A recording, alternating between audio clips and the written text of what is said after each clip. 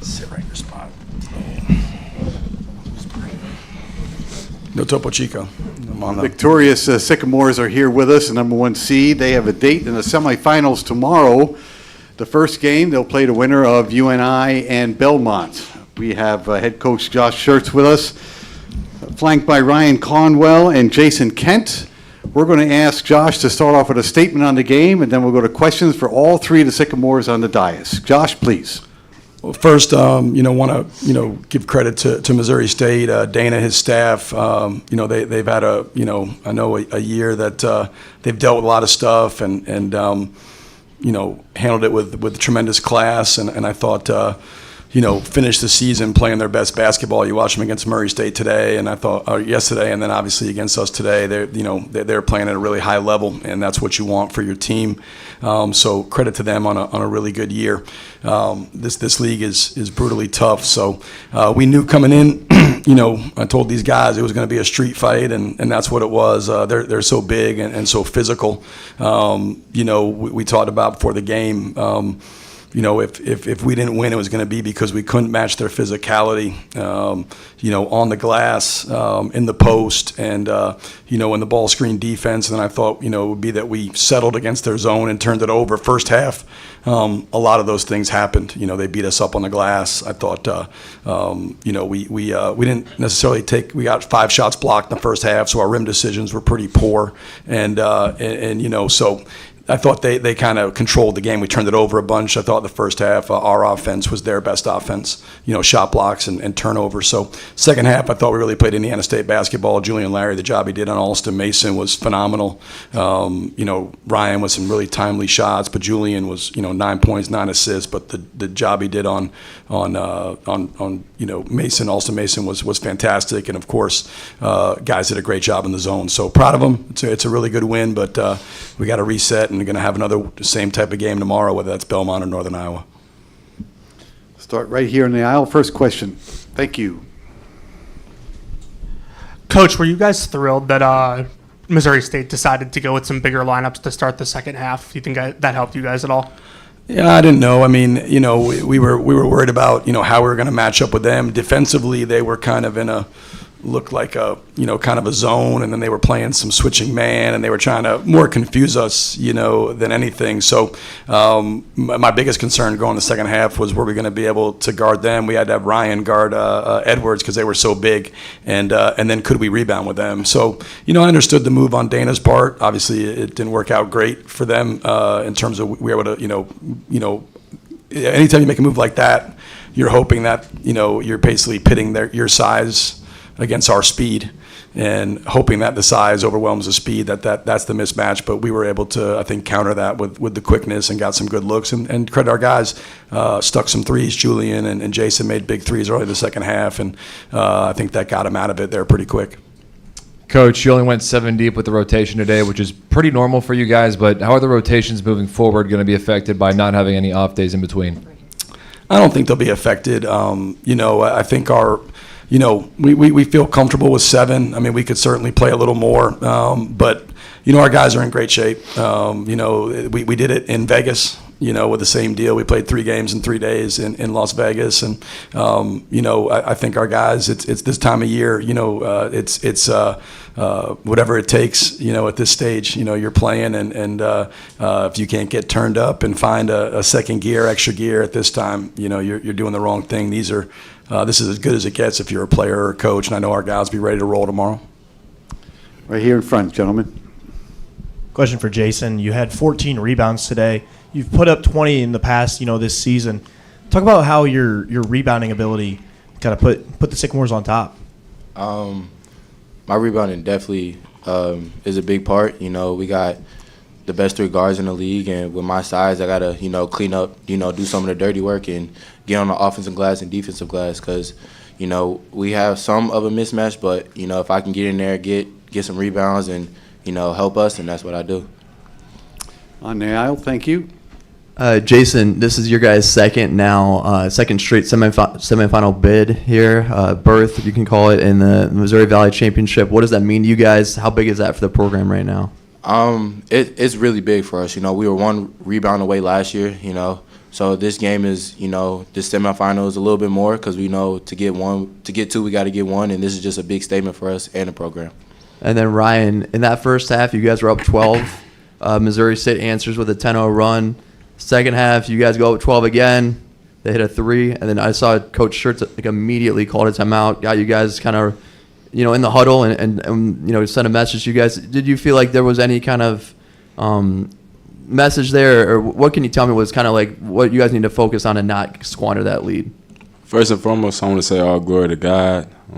I think that just kind of showed our togetherness, through the ebbs and flows of the game, going on a run and then them going on a run and Shirts calling a timeout, just allowed us just to, refocus, relock in and, be able to go back out there and play, how we know how to play. So.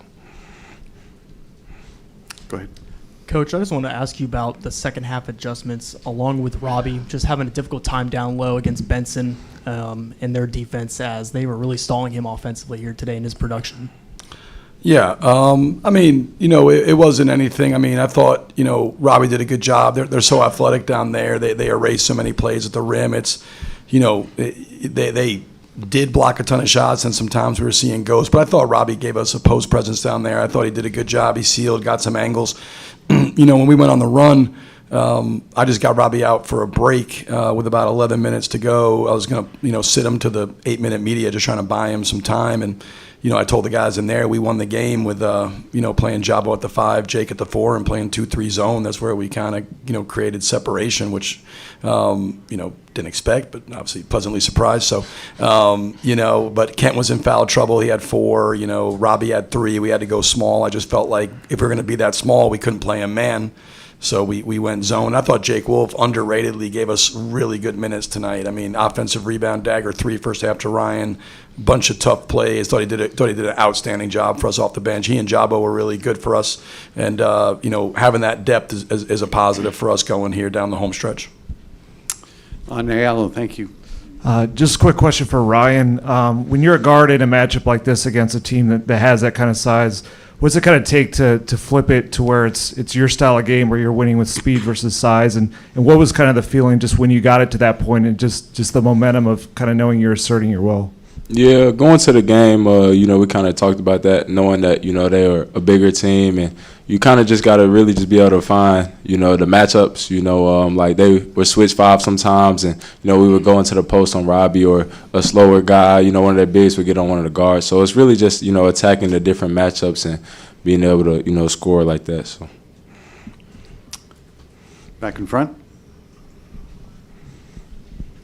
Coach, one more question I have for Julian Larry, just about his performance defensively and just how you guys are so energized getting him involved more and just the effect he has on this game in the second half. Yeah, he was, in my opinion, he was the best player on the floor. He had, the 9 points, 9 assists, but the job he did defensively on Mason, who I think is one of the best guards in the league. He, Jude's one of those guys that, he makes a lot of plays that show up in the stat sheet. He also makes a lot of invisible plays that, maybe don't. He had a lot of, we had 23 assists tonight. He had 9 of them, but he also had some hockey assists where he was touching paint, forcing rotation, and getting off the ball and finding guys.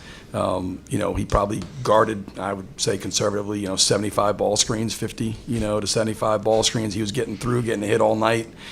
He's just, I've said it many times, he's as good a winner as I've ever been around. He's an elite winner. And, everybody, there's a lot, it's not synonymous. You could be a great player, not be a great winner. You could be a great winner, not be a great player. Best players are both, but Julian Larry is as good a winner as I've been around in my career. Next question is on Zoom from the back. The Valley will read it. We have a question from Mike Reeves. He asks, how close do you think you are to playing your best basketball at this time? Is that for me, I guess? Is it for the coach? I think it's for all 3. Okay, then we'll go with Jason first, and then Ryan, and then follow with Josh. I feel like we're reaching our peak. Coach always says you want to play your best in March, and I feel like through these past games we definitely have, and we're not finished yet, so I feel like we can still continue to even get better even more through each game. I feel like we're definitely, getting to that point. Yeah, I feel like we're definitely getting to that point, but it's always more work to put in, but I think we're getting there. So. Yeah, I mean, that's the key. Be at your best when it matters most, and certainly elimination time is when it matters most, right? I mean, there's not the time for improving or hey, we got to get better at this. Like that's all over with. Now it's 1 game seasons. You got to earn the opportunity to play again, and so I do feel like we're in a good space. And we finished the season playing high stakes games, trying to win the regular season title. There was a lot of pressure down the stretch run to finish that season off right, and you come right here and it cranks right up. But if you're a competitor, these are the times you feel most alive. When it's all hanging in the balance, and it's every game's game 7. So I think we're playing good basketball, but it's gonna we'll see tomorrow. Every one you got to reprove it every single time. So we'll have tonight was a street fight. Today was a street fight. We'll be right back in with another big time game in the semifinals tomorrow. Either one of these teams will present a tremendous challenge. We have time for 2 questions, one on the aisle here and then on the stand, middle camera. Go, please. So Ryan, today you led the team in plus minus as you were plus 23. With your shot maybe not falling the way you would like it to, how do you think you impact winning? Yeah, definitely. I feel like I have the ability to score, but Cersei's always on me, to be a two-way player, and I feel like I take a lot of pride in being able to do so on both ends, on offense and defense. So when my shot's not falling, I feel like I have the ability to touch the game in other areas, whether that's getting rebounds, guarding, making plays for my teammates, things like that, getting the hustle plays. So I feel like even when my shot's not falling, I can still impact the game in a great way. Coach, you talked about it on senior day with Jake, taking that limited role, choosing Indiana State and then willingly taking the back seat in situations. You just touched on, the important minutes he gave you out there. Just how much has he shown you in his limited time here at Indiana State? Well, I think, Jake's a guy that started 94 games in his career. He came to Indiana State, has been a starter. He's won championships at Lipscomb, won a championship at Morehead State. He's never really come off the bench, and I think the true measure of who you are as a person is how you respond when things don't go your way. I think that's, adversity is always truth serum for people, and Jake's been amazing. He's been a great teammate. He's never complained, at least to me, maybe to these guys he has, but he hasn't complained to me. He's accepted his role. He's done whatever it takes to win. I think, he's a 6-year senior. It's one of those deals like, if you're not getting the minutes you're used to, he's played 30-plus minutes a game, and you come in and you're playing less. That's really, really hard, but he's done an amazing job. He's a great teammate. Another guy that, he didn't shoot a shot tonight, but I thought his impact, I thought his fingerprints were all over that game. Rebounding, toughness, defense, making plays, got in the lane, had, a huge play the first half, goes, gets an offensive rebound, gets a dagger 3 out to Ryan. But we played him, huge minutes, for him, 15 minutes. And having he and Jabo off the bench, 2 6-year guys that have been through the wars, it's great when you can look down and you got 2 guys that have won a bunch of championships that are 6-year seniors, that are your 6th and 7th man. And this team has been about sacrifice all year, and those 2 guys, have sacrificed as much as anybody on our team for the good of the group. And obviously, we're not a championship team without those guys doing what they're doing for us. Thank you very much, gentlemen. Best of luck tomorrow. Sycamore is in the semifinals, 2:30 p.m.